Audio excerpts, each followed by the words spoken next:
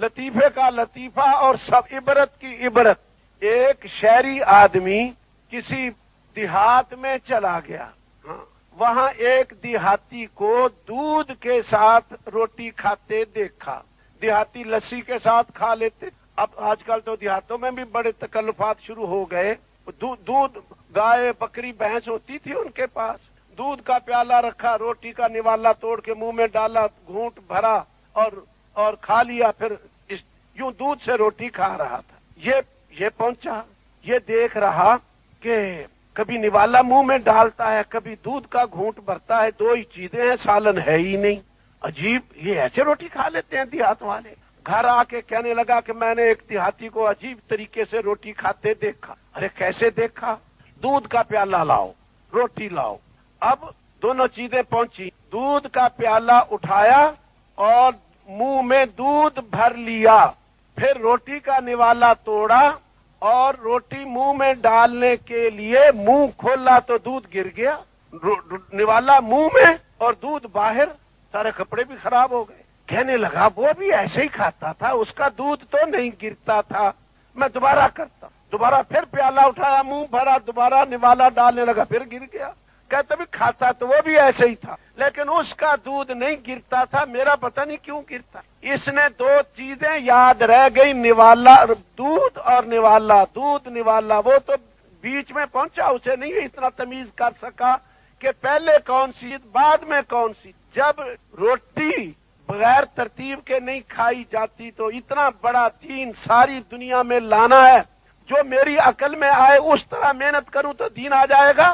اب دھیان سے سننا، ایک اللہ والا اپنے گھر میں تھا، نظر اوپر اٹھائی، سامنے ہمسائے کا مکان تھا، ہمسائی عورت اپنی کسی ضرورت کے لیے اپنے مکان کی چھت پہ تھی۔ ہمسائے کا مکان، ہمسائے کی بیوی اپنے مکان کی چھت پہ چڑھی ہوئی تھی۔ جب اس نے نظر اوپر اٹھائی تو عورت پہ نظر پڑ گئی، جلدی سے نظر نیچے کر لی۔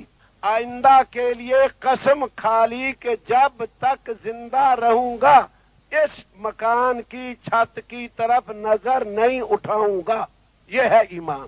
اگر ایمان بنا ہوا نہ ہو، ہزاروں روپے کی مشینیں خرید کر گھر میں لاوے گا، دکاندار کو کہے گا ہزاروں روپیہ لے لے، مجھے ایسی مشین دے دے جو مجھے مرتے ہی دوزخ میں لے جاوے، ہزاروں روپیہ لے لے، ہزاروں روپیہ لے لے اور وہ مشین دے جس میں میں گھر بیٹھا غیر محرم عورتوں کو دیکھ سکوں، ان کے گانے سن سکوں، ہزاروں خرچ کر کے دوزخ میں جانے کا سامان کرے گا اگر ایمان نہ ہوگا تو۔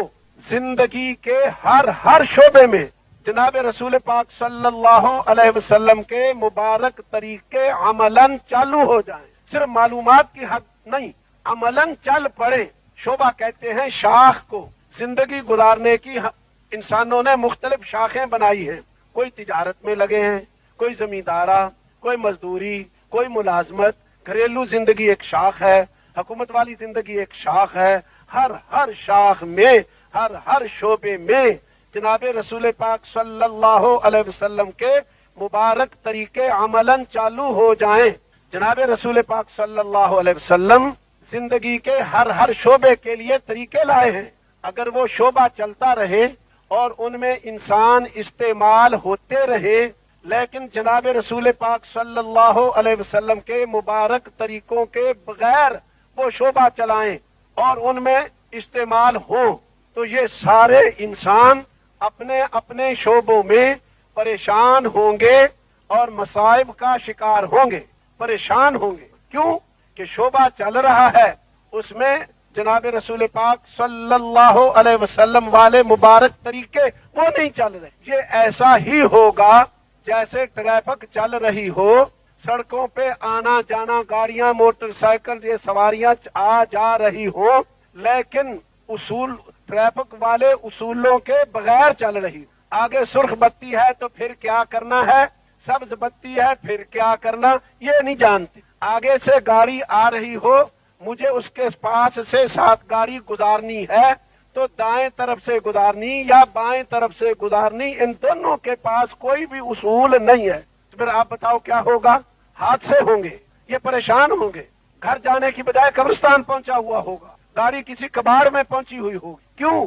गाड़ी चलाने की वजह से नहीं हुआ ये, गाड़ी चल रही थी लेकिन गाड़ी चलाने वालों के पास कोई तरीका नहीं था, कोई ज़ाब्ता उसूल नहीं था। आज यही मुसीबत आ रही है सारी इंसानियत पर कि शोबे चला रहे हैं, उनमें जनाब रसूल पाक सल्लल्लाहु अलैहि वसल्लम वाले मुबारक तरीके वो जिंदा नहीं हैं।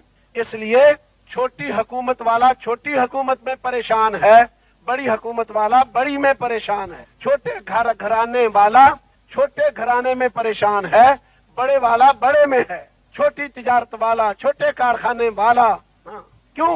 कि तिजारत चल रही है, रसूलुल्लाह सल्लल्लाहु अलैहि वसल्लम वाले मुबारक तरीके नहीं चल रहे। तो हम ये तबलीग में जो चाहते हैं उसकी बुनियादें कि जिंदगी के हर शोबे में जनाब रसूल पाक सल्लल्लाहु अलैहि वसल्लम वाले मुबारक तरीके अमलन चालू हो जाएं, मेहनत में रसूल पाक सल्लल्लाहु अलैहि वसल्लम का तरीका जिंदा हो। इसका क्या मतलब है? अच्छी तरह सुननी है ये बातें। इसका मतलब ये है आपने अंधाधुंध मेहनत शुरू नहीं की, एक तरतीब है। जनाब रसूल पाक सल्लल्लाहु अलैहि वसल्लम ने एक तरतीब पे मेहनत उठाई है। तरतीब ना होगी तो मेहनत कारगर नहीं होगी। लतीफे का लतीफा और सब इबरत की इबरत। एक शहरी आदमी किसी देहात में चला गया, वहां एक देहाती को दूध के साथ रोटी खाते देखा।